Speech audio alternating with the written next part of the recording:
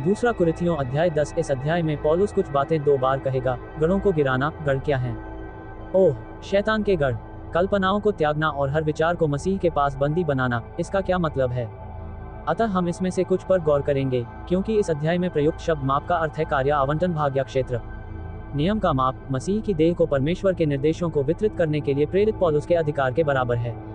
तो कुरिन्थियों को लिखे पौलुस के पत्र उसका अनुसरण न करने के लिए फटकार हैं, और हम इस पर काम करने जा रहे हैं। लेकिन पहले आइए ये सुनिश्चित करें कि हम बच गए हैं। हमें बस इतना करना है कि अपने दिलों में विश्वास करें कि परमेश्वर ने क्या कहा, और सुसमाचार यह है। मैं उस सुसमाचार की घोषणा करता हूँ जिसके द्वारा तुम बच गए हो, कि पवित्र शास्त्र के अनुसार मसीह हमारे पापों के लिए मरा और गाड़ा गया, और पवित्र शास्त्र के अनुसार तीसरे दिन जी भी उठा। प्रथम कुरिन्थियों 15 का 1 से 4। अतः मसीह हमारे पापों के लिए भी रहस्यपूर्ण तरीके से मरा, न कि केवल इस्राएल के लिए, और हमारे पापों के लिए क्रूस पर मरने के बाद उसे उसी कब्र में दफनाया गया, और फिर तीसरे दिन वह अपनी महिमा में देह में पुनः जी उठा। और क्या आप छूटवादी हैं? डिस्पेंसेशनल का क्या अर्थ है? खैर, इससे पहले कि मैं ऐसा कहूँ, ऐसा करो, यदि आप अभी भी बचाए नहीं गए हैं, तो रोमियो के अध्याय 1 से 5 तक को बार बार पढ़ें जब तक कि आप निश्चित न हो जाएं कि आप बचाए गए हैं।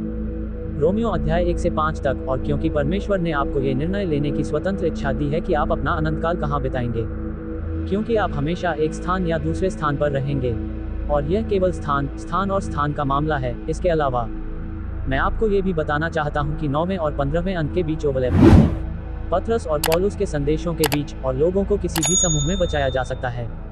यह इस बात पर निर्भर करता है कि उन्होंने उन पत्रों के दौरान कौन सा संदेश सुना था। मेरा मतलब है उन अध्यायों से जो अधिनियमों में हैं। अतः व्यवस्था का अर्थ है कि परमेश्वर बाइबल में प्रगतिशील सत्य दे रहा है। व्यवस्था तब होती है जब परमेश्वर अलग अलग लोगों को अलग अलग समयावधि के लिए अलग अलग निर्देश देता है। सबसे खतरनाक सिद्धांत यह है कि वह बाइबल आधारित हो, लेकिन व्यवस्था संबंधी न हो। इसके अलावा, क्योंकि हमें बाइबल आधारित और युगानुकूल दोनों होना चाहिए, परमेश्वर ने आज्ञा दी है कि तुम अपने आप को परमेश्वर का ग्रहण योग्य और ऐसा काम करने वाला ठहराने के लिए अध्ययन करो जो लज्जित होने न पाए, और जो सत्य के वचन को ठीक रीति से बांटता हो। दूसरा तीमुथियुस 2 का 15। हमें परमेश्वर के वचन, परमेश्वर के मार्ग का अध्ययन करना चाहिए और उसे विभाजित करना चाहिए। सत्य को वहीं बांटो जहां ईश्वर उसे बांटता है। मुख्य बात यह है कि प्रेरित पौलुस की विशिष्ट सेवकाई को समझना आवश्यक है। तो फिर बाइबल को हम कैसे विभाजित करें? खैर, इसे अतीत, वर्तमान और आने वाले युगों में विभाजित किया गया है। बाइबल की पुस्तकों का क्रम हमें उत्पत्ति से प्रेरितों के काम 9 तक की समयरेखा देता है। इस्राएल के लिए भविष्यवाणी और कानून है, फिर रोमियो में फिलेमोन के लिए रहस्य है, उन लोगों के लिए जो स्वर्ग में रहेंगे, और फिर हमारे पास इब्रानियों से लेकर प्रकाशित वाक्य तक का पत्र है। पृथ्वी पर रहने वालों के लिए और भी भविष्यवाणियां। तो आइए एक बार फिर देखें कि सही तरीके से विभाजन कैसे किया जाए। अतः क्रूस पर मसीह की मृत्यु के बाद, जैसा कि मत्ती से लेकर यूहन्ना तक में वर्णित और दर्ज है, मसीह स्वर्गारोहित हुए और अपने अनुयायियों को ऊपरी कक्ष में पवित्र आत्मा भेजा, तथा उन्होंने 1 वर्ष के लिए राज्य का नवीकरण प्रस्ताव दिया, जब तक कि उनके सदस्यों में से एक, स्टीफन को पत्थरवाह नहीं कर दिया गया। और यही इस्राएल राष्ट्र का पतन था। परंतु विश्वासियों का छोटा झुंड, पतरस का समूह, तब तक जारी रहा जब तक कि उन्हें प्रेरितों के काम 15 में अलग नहीं कर दिया गया। परंतु इस बीच पौलुस को प्रेरितों के काम 9 में दमिश्क के मार्ग पर बचा लिया गया, जब मसीह उसके सामने प्रकट हुआ, और अनुग्रह के प्रबंध के दौरान उसे मसीह की देह का प्रेरित बनाया गया, ताकि वह रोमियो में फिलेमोन को हमारे निर्देश लिख सके। हम अब यीशु मसीह के एक और प्रकट होने की प्रतीक्षा कर रहे हैं, जो हमें स्वर्गारोहित करेगा और हमें मसीह के न्याय आसन के पास ले जाएगा, जब हम हवा में उससे मिलने के लिए उठा लिए जाएंगे। अतः हम यीशु मसीह के इन 2 प्रकटनों के बीच रह रहे हैं। उसके बाद परमेश्वर कार्य जारी रखेगा और क्लेश आरंभ हो जाएगा। डैनियल की समयरेखा के अंतिम 7 वर्ष। इसके बाद मसीह का दूसरा आगमन होता है, जो पृथ्वी पर अपना 1000 वर्ष का शासन स्थापित करता है, जब राज्य का सुसमाचार पुनः प्रचारित किया जाएगा। तो अभी हमारे पास मसीह का सुसमाचार है। तो फिर परमेश्वर इस्राएल के कार्यक्रम को कहां, कब और कैसे पुनः आरंभ करता है? परमेश्वर संभवतः इस्राएल के साथ अपना कार्यक्रम पुनः शुरू करेगा, जहां उसने प्रेरितों के अध्याय 15 में छोड़ा था। शैतान ने बाइबल आधारित किंतु झूठा सुसमाचार फैलाया है, क्योंकि मसीह की पृथ्वी पर की गई सेवकाएं आज हमसे संबंधित नहीं है। यूहन्ना 3 का 16 भविष्यवाणी के दौरान इस्राएल के माध्यम से पृथ्वी पर राज्य में प्रवेश करने वाले अन्य जातियों के उद्धार के बारे में है, और इस्राएल से अलग रहस्य के दौरान स्वर्ग में प्रवेश करने वाले अन्य जातियों के उद्धार के बारे में नहीं है। तो बाइबल फिर से सामने रखी गई है। भविष्यवाणी, रहस्य, भविष्यवाणी। हम रहस्य के समय में रह रहे हैं, उसका क्रोध या क्लेश, और इस्राएल में दूसरा आगमन विलंबित हो गया। अतः प्रेरितों के काम 15 में यरूशलेम परिषद के बाद से पृथ्वी पर राज्य की पेशकश नहीं की जा रही है। गलातियों 1 का 6 से 9 तक। तो हम इस पर थोड़ी देर में विचार करेंगे, क्योंकि हमें जानना है कि ऐसा क्यों हुआ। पौलुस, क्या पतरस और पौलुस ने एक ही बात का प्रचार किया? एक है यहूदी धर्म और दूसरा है मसीहाई यहूदी धर्म। पतरस ने यही उपदेश दिया था। फिर वहाँ पौलिन ईसाई धर्म है। पौलुस ने अपने सुसमाचार को अलग करने के लिए मेरा सुसमाचार कहा। मेरा होना पौलुस है, न कि पतरस। और सुसमाचार पौलुस ने जो प्रचार किया वह अनुग्रह का सुसमाचार था, न कि राज्य का सुसमाचार। परमेश्वर ने पौलुस के सुसमाचार और रहस्य को गुप्त रखा था। मसीह ने पौलुस को धार्मिकता का बोध कराया, पतरस को नहीं। पौलुस कहता है, मैं तुम अन्य जातियों से यह बात कहता हूँ इसलिए कि मैं अन्य जातियों के लिए प्रेरित हूँ, मैं अपने कार्य की बढ़ाई करता हूँ। रोमियो 11:13। अतः वह स्वयं को नहीं बल्कि मसीह से प्राप्त पद को बड़ा बता रहा है। तो चलिए अपना अध्याय शुरू करते हैं। अब मैं पौलुस, जो तुम्हारे सामने दीन हूँ परंतु दूर रहकर भी तुम्हारे सामने निर्भय रहता हूँ, उस मसीह की नम्रता और कोमलता का स्मरण करके तुमसे विनती करता हूँ। सो पौलुस उनसे उस नम्रता और कोमलता के कारण विनती करता है जो मसीह में है और जो तुम्हारे बीच में उपस्थित और दीन है। इसलिए वह जानता है कि जब वह वहाँ नहीं होता है लेकिन अनुपस्थित रहता है और आपके प्रति निर्भीक होता है, तो लोग उसके बारे में क्या कह रहे हैं। इसलिए उसके पत्र मोटे अक्षरों में लिखे हैं और वह जानता है कि वे ऐसा सोचते हैं। अतः पौलुस को लगभग 2000 वर्षों से चर्च में कुछ लोगों द्वारा कम आदर दिया जाता रहा है, परंतु वह रोमियो में ये लिखता है कि मैं अन्य जातियों के लिए यीशु मसीह का सेवक होकर परमेश्वर के सुसमाचार का प्रचार करूं, कि अन्य जातियों का चढ़ावा पवित्र आत्मा से पवित्र बनकर ग्रहण योग्य ठहरे। रोमियो 15:16। इस प्रकार अन्य जाति लोग पवित्र आत्मा द्वारा पवित्र किए जाते हैं। जब वे सुसमाचार पर विश्वास करते हैं तो वे उसे प्राप्त करते हैं। लेकिन मैं आपसे विनती करता हूं कि मैं उस आत्मविश्वास के साथ उपस्थित होकर जिसके आधार पर मैं कुछ लोगों के विरुद्ध साहस दिखाना चाहता हूं, साहस न दिखाऊं। अतः कुरिन्थ में समस्या यह है कि कुछ लोग हमारे बारे में ऐसा सोचते हैं मानो हम शरीर के अनुसार चलते हैं। इसलिए उनमें से कुछ सोच रहे हैं कि वे मानवीय बुद्धि, अपनी स्वयं की सोच और प्रयास का उपयोग कर रहे हैं और यीशु मसीह से प्रकाशन द्वारा जो कुछ उन्होंने प्राप्त किया है उसका प्रचार नहीं कर रहे हैं। क्योंकि यद्यपि हम शरीर में चलते फिरते हैं तो भी तुम जानते हो कि यद्यपि हम इन देहों में अर्थात भौतिक देहों में हैं तो भी हम शरीर के अनुसार नहीं लड़ते। यह एक आध्यात्मिक युद्ध है, क्योंकि हमारी लड़ाई के हथियार शारीरिक नहीं पर गढ़ों को ढा देने के लिए परमेश्वर के द्वारा सामर्थी हैं। तो ये कौन से हथियार हैं जो शैतान के गढ़ को गिरा सकते हैं? क्योंकि शैतान की दुष्टता की नीति उस रहस्य को छुपाना है जो मसीह ने पौलुस के माध्यम से हमें दिया है, और हम शैतान के झूठ का मुकाबला परमेश्वर की सच्चाई से करते हैं। हमारे पास 3 आक्रामक हथियार हैं, उसकी शक्ति या आत्मा, उसके सभी शब्द जो सही रूप से विभाजित हैं, और प्रार्थना। इसलिए हम गलत सोच को हराने के लिए पवित्र शास्त्र का उपयोग करने जा रहे हैं, कल्पनाओं को और हर एक ऊंची बात को जो परमेश्वर की पहचान के विरोध में उठती है। खंडन करो और हर एक भावना को कैद करके मसीह का आज्ञाकारी बना दो, और जब तुम्हारी आज्ञा पूरी हो जाए तो हर एक प्रकार की अवज्ञा का बदला लेने के लिए तैयार रहो। अतः पौलुस कह रहा है कि हर उस विचार को बंदी बना लो जो पौलुस के सिद्धांत के अनुरूप नहीं है। जो लोग मसीह की सांसारिक सेवकाई को इस तरह सिखाते हैं मानो वह मसीह की देह से संबंधित है, वे व्यर्थ ही यह कल्पना करते हैं कि वे सही हैं, क्योंकि वे प्रेरित पौलुस की नियुक्ति को नहीं पहचानते। सभी संप्रदाय मानव निर्मित परंपराएं और व्यर्थ कल्पनाएं हैं। तो हम ये जानना चाहते हैं कि परमेश्वर ने अपने वचन में क्या कहा, न कि मनुष्य की कल्पनाओं में। इसलिए यदि वे जो कह रहे हैं उसका समर्थन धर्मशास्त्रों से नहीं कर रहे हैं, और यदि वे यह नहीं कह रहे हैं कि पौलुस उनका प्रेरित है, तो यह व्यर्थ की कल्पना है। और परमेश्वर और पौलुस कहते हैं कि पौलुस के प्रति उनकी अवज्ञा या विद्रोह का बदला तब लिया जाएगा जब वे पौलुस की प्रेरिताई के प्रति आज्ञाकारिता रखेंगे। क्या तुम बाहरी रूप को देखते हो? यदि किसी का अपने आप पर यह भरोसा हो कि मैं मसीह हूँ, तो वह ये भी जान ले कि जैसा वह मसीह है वैसे ही हम भी हैं। ठीक है, तो उनमें से कुछ लोग पौलुस के रूप रंग या इब्रानी पादरियों के रूप रंग को देख रहे थे और इसी आधार पर निर्णय लिया गया। दूसरे कुरिन्थियों 5:12 में पौलुस ने कहा, क्योंकि हम अपनी बड़ाई फिर भी तुम्हारे सामने नहीं करते, परंतु अपने विषय में घमंड करने का अवसर तुम्हें देते हैं, कि तुम उन्हें उत्तर दे सको जो मन पर नहीं वरन दिखावटी बातों पर घमंड करते हैं। इसलिए पौलुस चाहता था कि कुरिन्थ के लोग उस सत्य को जाने जो मसीह ने उसे दिया था, परंतु कुछ लोग कुरिन्थ के बाहरी मनुष्य को देखकर सोच रहे थे। क्योंकि पौलुस पूरी तरह से पिट गया था, उसे बहुत पीटा गया था, और जब हम अध्याय 11 में देखेंगे तो ये बात हमें पता चलेगी।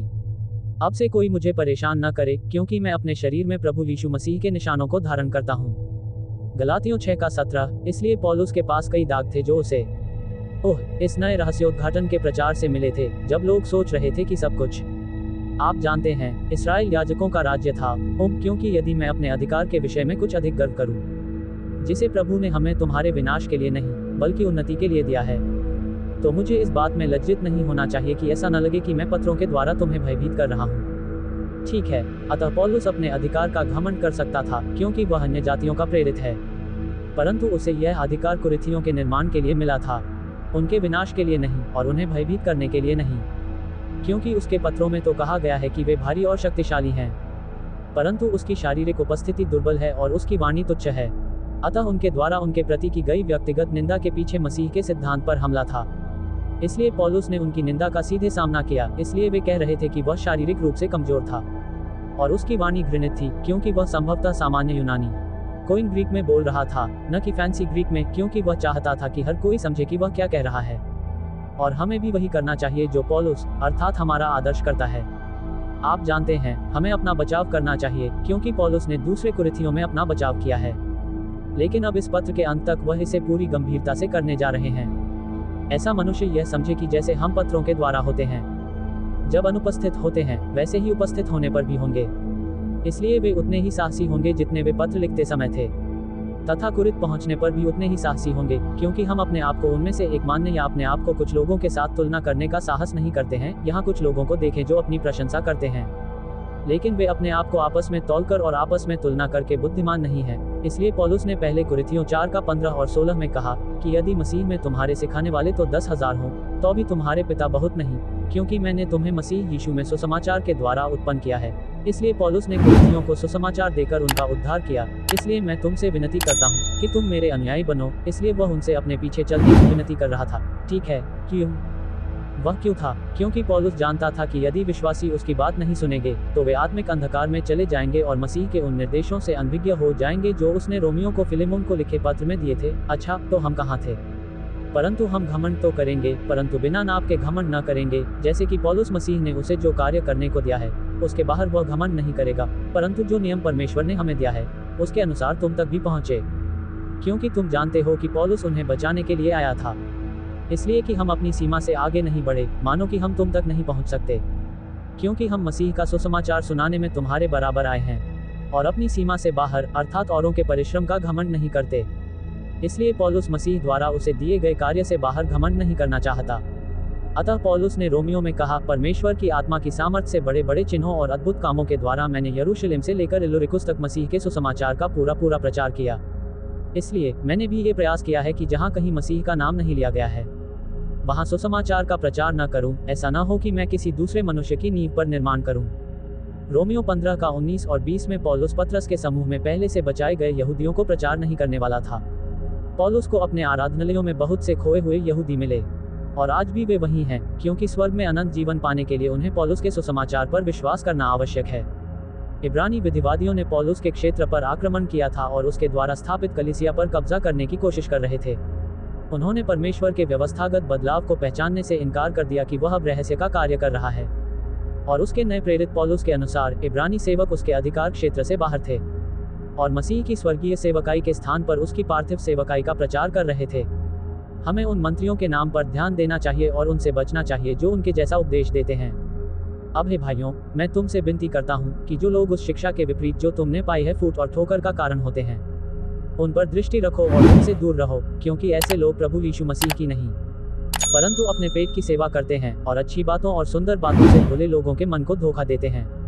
रोमियो 16 का 17 और 18। अतः जो लोग मसीह की सांसारिक सेवकाई का प्रचार कर रहे हैं वे धोखेबाज हैं, क्योंकि वे प्रभु यीशु मसीह की सेवा नहीं कर रहे हैं। पर हमें आशा है कि जब तुम्हारा विश्वास बढ़ेगा तो हम अपनी सीमा के अनुसार तुम्हारे द्वारा और भी बढ़ेंगे। अतः पौलुस आशा करता है कि एक बार वे रहस्य को समझ जाएंगे तो वे पौलुस की सेवकाई और उसके अधिकार की सराहना करेंगे कि वह आपसे परे के क्षेत्रों में सुसमाचार का प्रचार करे और दूसरे मनुष्य की बनाई हुई वस्तुओं पर घमंड न करे, परंतु जो घमंड करे वह प्रभु पर घमंड करे, क्योंकि जो अपने आप को सौंपता है वह ग्रहण योग्य नहीं, परंतु वह ग्रहण योग्य है जिसे प्रभु आज्ञा देता है। तो आप जानते हैं, पौलुस ने कहा कि वह चाहता है कि सुसमाचार सिर्फ उनके अलावा अन्य लोगों तक भी पहुंचे और वे भी इसे साझा करना चाहेंगे। तो हमने दूसरे कुरिन्थियों के अध्याय 6 और 7 में पाया कि अशुद्ध बातें झूठी शिक्षा हैं। ये पौलिन सिद्धांत नहीं है जो अब इस व्यवस्था पर लागू नहीं होता है। यह अशुद्ध चीज है। तो क्या आप ईश्वर या मनुष्य की स्वीकृति चाहते हैं? क्योंकि जब आप सच बोलते हैं तो यह एक अकेला एकाकी मार्ग होता है। क्योंकि पीटर ने कहा और कह रहे थे, उसके आने का वादा कहाँ गया? क्योंकि जब से पूर्वज सो गए हैं तब से सब कुछ वैसा ही है जैसा सृष्टि के आरंभ से था। इसलिए पतरस अपने बाल नोच रहा था, क्योंकि लोग आश्चर्य कर रहे थे कि क्रूस के 17 या 18 साल बाद भी क्लेश और दूसरा आगमन क्यों नहीं हुआ। और इसलिए पतरस लोगों को अर्थात पौलुस के विश्वासियों को ये वृतांत बताता है कि हमारे प्रभु का लंबा दुख उठाना ही उद्धार है।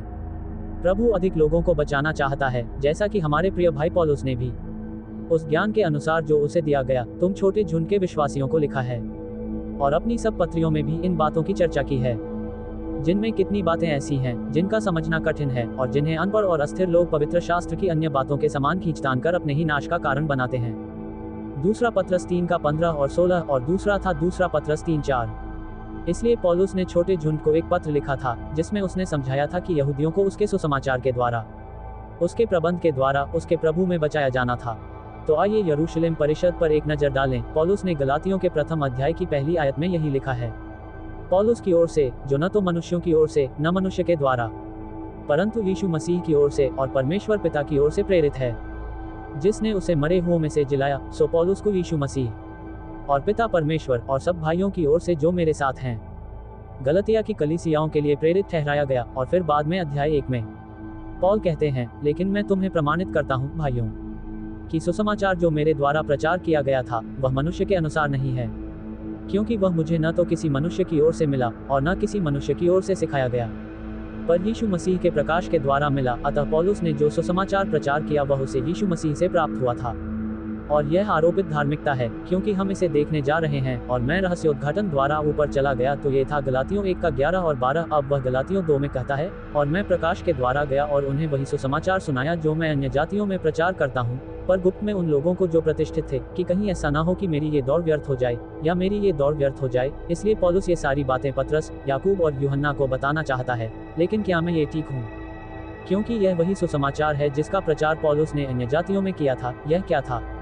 खैर, ये लूका द्वारा लिखित प्रेरितों के काम अध्याय 13, 38 और 39 में दर्ज है। पौलुस ने कहा, इसलिए हे भाइयों, तुम जान लो कि इसी मनुष्य के द्वारा यीशु मसीह का समाचार तुम्हें पापों की क्षमा का समाचार देता है, और उसके द्वारा जितनों को तुम जानते हो, अर्थात यहूदी और अन्य जाति जो विश्वास करते हैं, सब बातों से धर्मी ठहरते हैं, जिनसे तुम मूसा की व्यवस्था के द्वारा धर्मी नहीं ठहर सकते थे।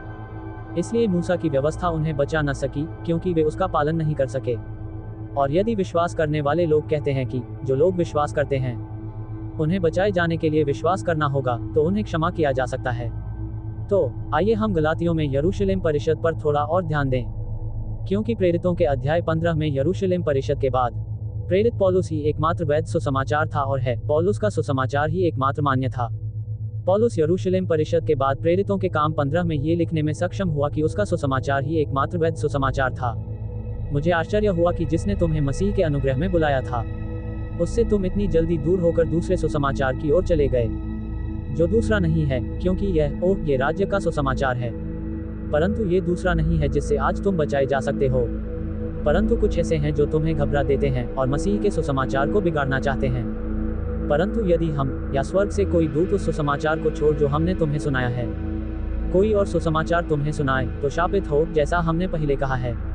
मैं तो यही कहता हूँ, अब फिर यदि कोई उस सुसमाचार को छोड़ जो तुमने ग्रहण किया है, कोई और सुसमाचार तुम्हें सुनाता है, तो शापित हो। गलातियों 1:6 से 9 तक। इसलिए कोई भी गलत सुसमाचार का प्रचार करके अभिशप्त नहीं होना चाहता। अतः परमेश्वर ने पौलुस को 7 कारणों से भेजा जो यहाँ सूचीबद्ध हैं, ताकि वह हमें वह सुसमाचार दे जो आज बचाता है। 1 कुरिन्थियों 15 का 3 और 4, मसीह के क्रूस के पूर्ण किए गए कार्य का पूरा अर्थ समझाने के लिए तथा मसीह की देह को परमेश्वर के विशिष्ट निर्देशों को देने के लिए, परमेश्वर के कार्यक्रम में परिवर्तन की घोषणा करने के लिए। 5वां, हमें वह रहस्य बताने के लिए जो पहले परमेश्वर में छिपा हुआ था। और 6, कि हमें मालूम हो कि मसीह में हम कौन हैं। और 7, कि हमें उसका वचन दे कि हमें उद्धार का और स्वर्गीय स्थानों में स्थान का निश्चय दे। अतः यदि परमेश्वर किसी प्रवक्ता को चुनता है और हम उसका अनुसरण नहीं करते, तो हम मसीह का अनुसरण नहीं कर रहे हैं। तो हम जुलाई और अगस्त के बीच 99 सेंट की किंडल बिक्री कर रहे हैं। तो इसकी शुरुआत 27 जुलाई से होगी। ये घटना लगभग 10 अगस्त की है। हमारे पास क्रिसमस और नए साल के बीच एक और किताब है, और कुछ किताबें जो आपकी मदद कर सकती हैं उनमें से एक है गॉड सीक्रेट। ये 100 पृष्ठों की पुस्तक है जो संपूर्ण बाइबल का अवलोकन प्रस्तुत करती है। हमारे पास rightly dividing Roman study guide भी है, जो द्वितीय कुरिन्थियों पर एक टिप्पणी है, एक टिप्पणी, और राइटली डिवाइडिंग द्वितीय कुरिन्थियों अध्ययन गाइड भी है, जो द्वितीय कुरिन्थियों पर एक टिप्पणी भी है। ये सभी पुस्तकें अमेज़न पर पेपरबैक या किंडल पर उपलब्ध हैं। हमारे पास एक छोटी पुस्तिका भी है जिसका नाम है सरल तरीके से बचत कैसे करें, और मैं सिर्फ ये बताना चाहता हूँ कि क्या आप कलम चाकू का प्रयोग कर रहे हैं या तलवार का। किंग जेम्स बाइबल की श्रेष्ठता सिद्ध करना सरल है। किंग जेम्स बाइबल प्रभु यीशु मसीह को पृथ्वी पर किसी भी अन्य बाइबल से अधिक ऊंचा स्थान देती है। और हमारी वेबसाइट maryandmanley.com है। हमारा YouTube channel salvation rightly dividing and the rapture है। सच कहा जाए तो हमारे कुछ वीडियो भी लाता है। हमारा ईमेल पता x9grace@gmail.com है। हमें रंबल और एक्स व्हाट्सएप और फेसबुक पर ढूंढें। हमारे अध्यायों को हमारे फेसबुक वीडियो और अन्य लिंक पर निःशुल्क देखें। हमारे वीडियो बाइबल शिक्षकों के लिए उपयोगी हमारे पूरे अध्याय को कवर करते हैं। कृपया लाइक करें, शेयर करें और सब्सक्राइब करें और देखने के लिए धन्यवाद। परमेश्वर भला करे।